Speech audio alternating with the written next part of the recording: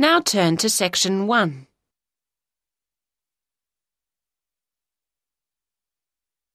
Section 1. You will hear a woman calling a holiday company. First, you have some time to look at questions 1 to 10.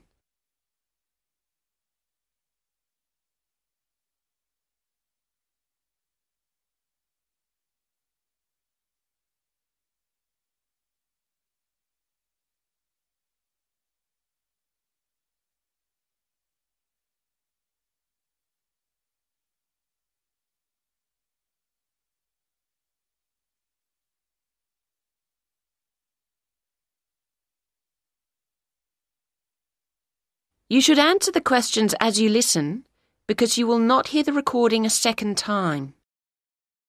Listen carefully to the conversation and answer questions 1 to 10. Good Times Holidays, John speaking. How may I help you? Oh, hello. I'm calling to complain about a holiday we've just had. Oh dear, I'm sorry to hear about that. Yes, we're very disappointed. What I need to do is to take some information from you so that I can look up the relevant files and then we can discuss the specific problems. Would that be all right with you? Yes, I hope it doesn't take too long. Oh no, let me just get a form ready. First, the name, please, of the person who booked the holiday. Well, our surname's Sharp, S-H. Like a knife? Yes, but with an E on the end. And a first name? I'm Alice, but I think it was my husband who actually booked the trip. His name's Andrew. Fine. And then the address, please. It's Flat 4, Beaconsfield. That's Beaconsfield, House. That's Winchester. And it's SO2 4ER. Thank you. And could I take a telephone number? We're on 0374 56561 at home. Or do you mean during the day? Then my work number's 0374 55793. I'll put the work one down, assuming that's normal office hours. Oh, yes. The next thing is, do you have a note of your booking reference? I think so. Would it start 74? No. Usually with 2 or 3 letters. Uh-huh. Oh, is this it? MH? That sounds like it. And then 66G4. Thank you. Right, what's next? Now, did you book in conjunction with any kind of special offer? Or did you book directly with us? Or maybe through a scheme your employer's part of? Oh, OK. No, I think... Yes, we were using an offer from a credit card company. They always seem to have offers on. You get something with every bill, don't you? Yes, so many.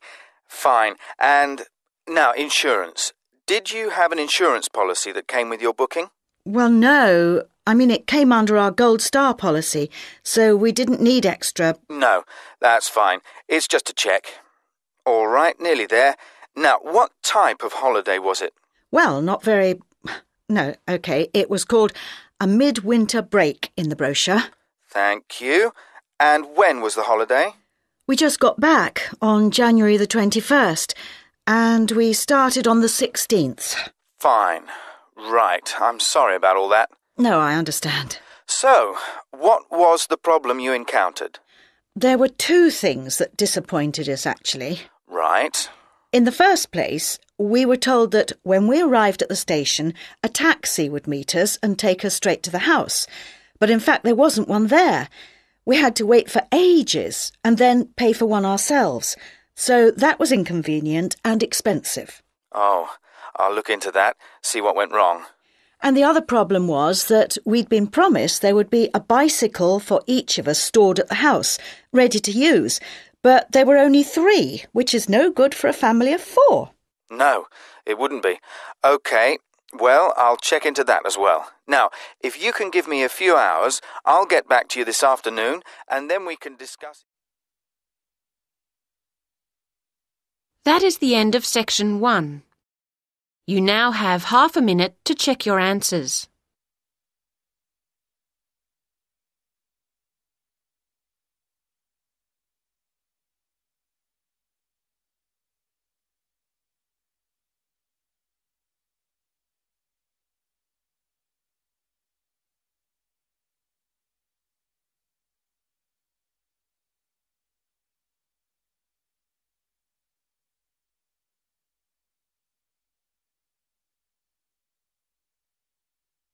Now turn to Section 2.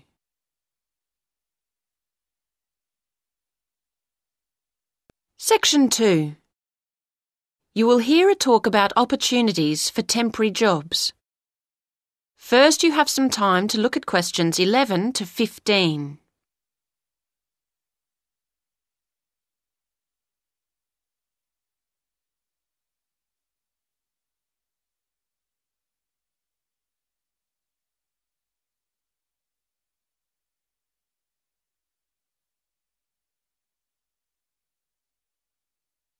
Now listen to the first part of the talk and answer questions 11 to 15.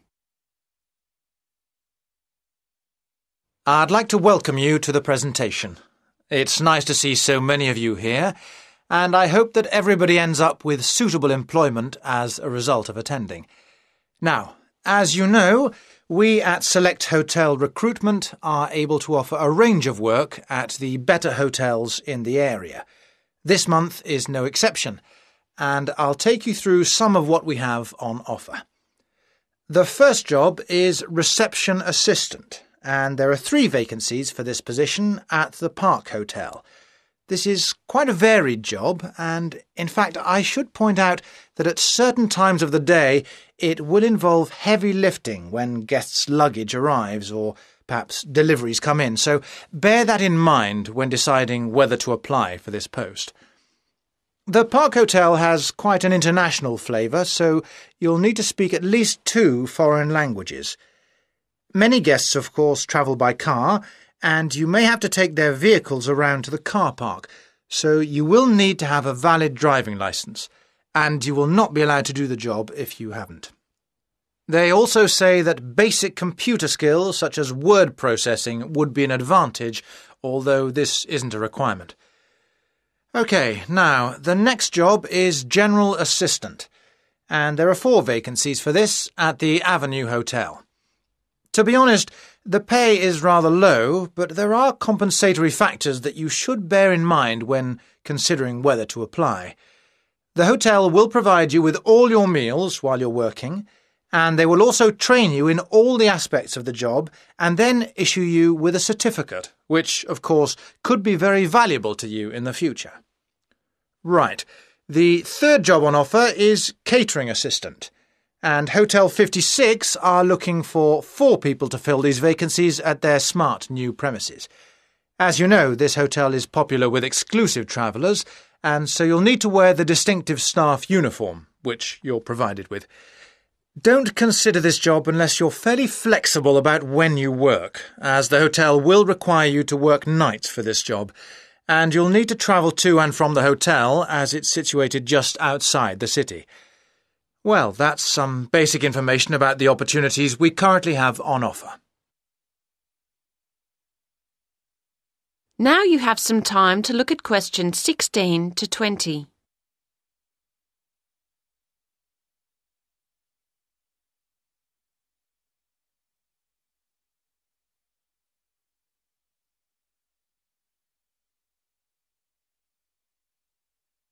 Now listen to the rest of the talk and answer questions 16 to 20. Now, if you would like to apply for one of these jobs, you'll need to follow our recruitment process. It might seem complicated, but we guarantee the hotels we work with to provide carefully vetted staff. So, the first thing you'll need to do is fill in one of these, a personal information form. It's pretty straightforward and should only take you a few minutes. Once you've done that and handed it in, we'll give you a questionnaire about your skills to do. Again, I don't expect this to take you very long. We then look through the information about you and pass on our recommendations to the relevant hotel. Hopefully you'll be accepted by your chosen hotel. Assuming you are, you will then proceed to the next step of the process and attend a general course of training. This is designed to be helpful and realistic, so an important part of the course is role-play activities. You should have some fun while you learn. OK, and after that, the final step is that you'll be contacted by the hotel you're going to work for, and they'll post you a video about themselves and the work involved. Watching this will constitute further specific training for your job. Well, I hope that's reasonably clear at this stage. Are there any questions on what I've said so far? That is the end of section 2. You now have half a minute to check your answers.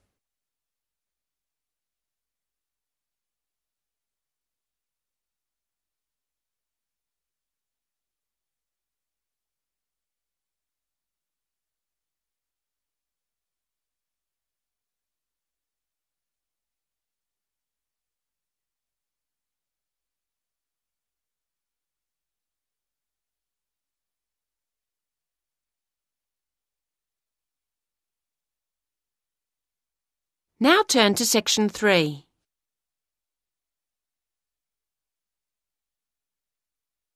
Section 3. You will hear a discussion between two students, David and Jane, and their tutor, Dr. Wilson, about their group research project into local history. First, you have some time to look at questions 21 to 26.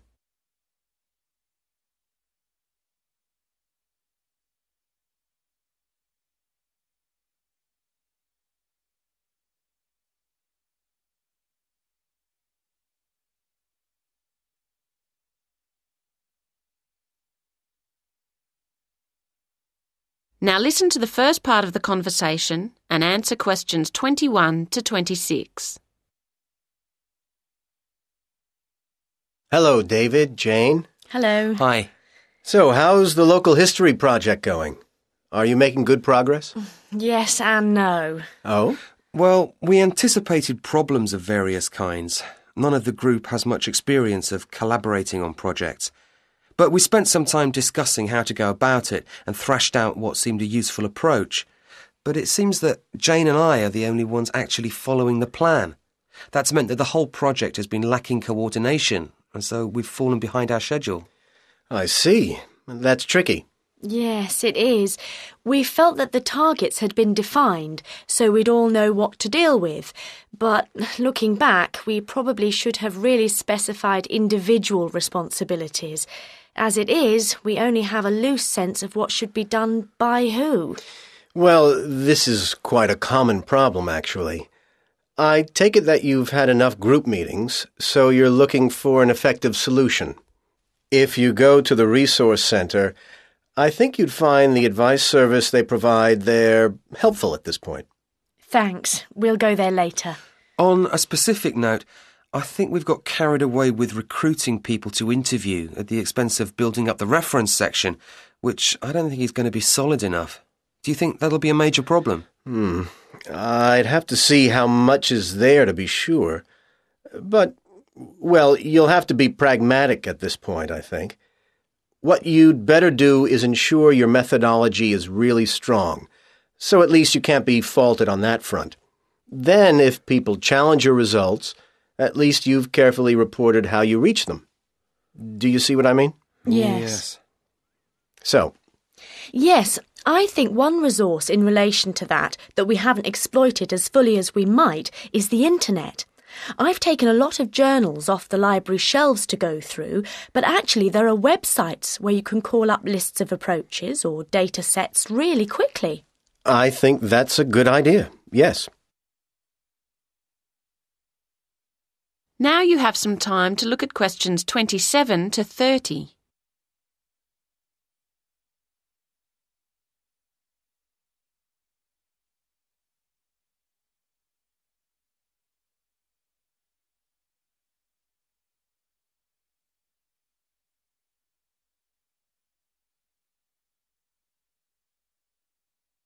Now listen to the rest of the conversation and answer questions 27 to 30. Now, let's think about the field trip and at least make sure that goes as well as possible. You're going to Cambridge on the 22nd. The Monday, yes. It's quite soon now. And in the morning, you'll be travelling and then getting settled into the hotel. Uh-huh. But you need to get down to work after lunch, of course. Now, I've arranged for you to have a look at some useful visual material, especially photographs and old magazines and newspapers, which is included in an exhibition at the library in the university. That sounds like a good starting point. There's quite a lot on show, so that'll occupy most of the afternoon. Then the following morning, I want you to go and talk to someone in the city library. His name's Jarvis Gregson.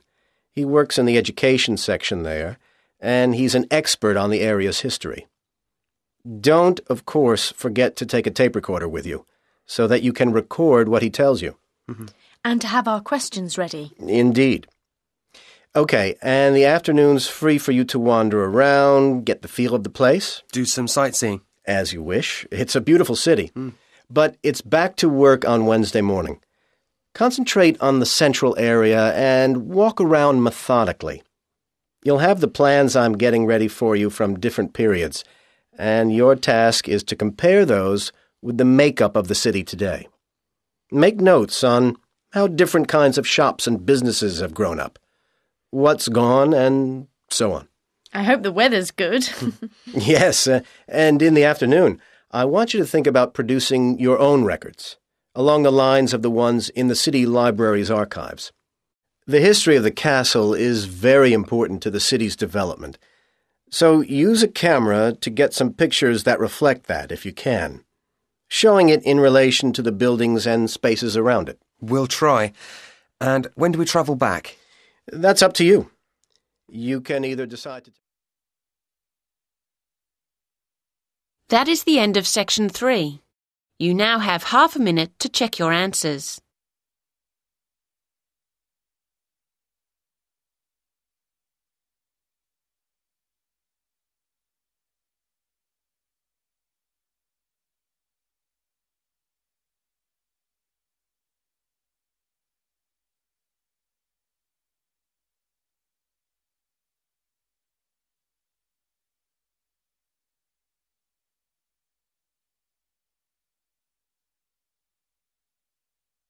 Now turn to section 4.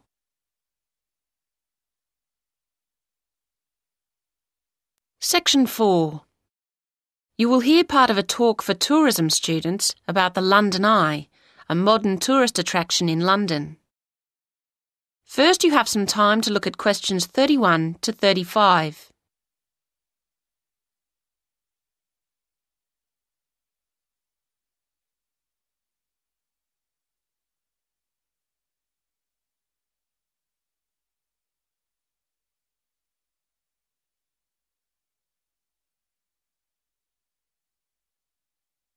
Now listen to the first part of the talk and answer questions 31 to 35.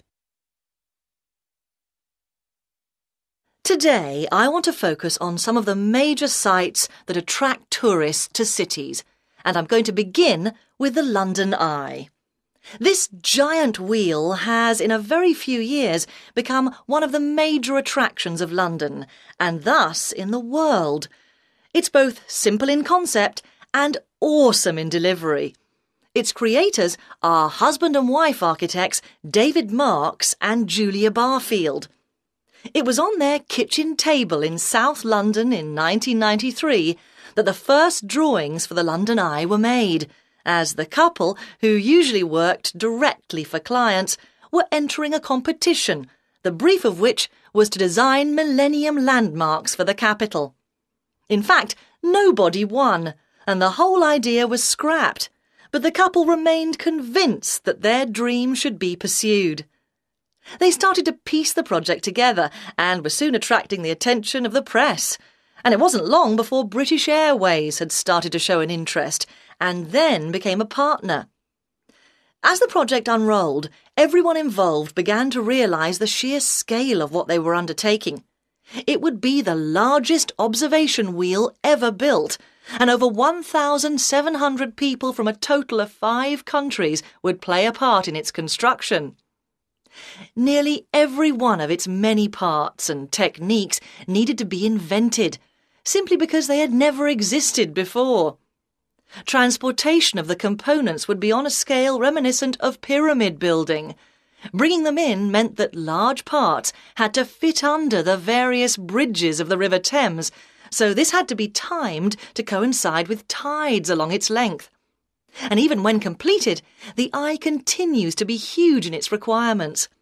A small army of people are employed to look after it, with 350 hours maintenance being required every week, and apparently strange demands, such as washing all its glass with nothing but distilled water having to be met.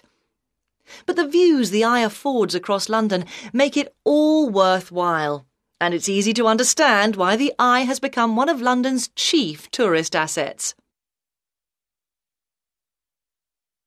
Now you have some time to look at questions 36 to 40.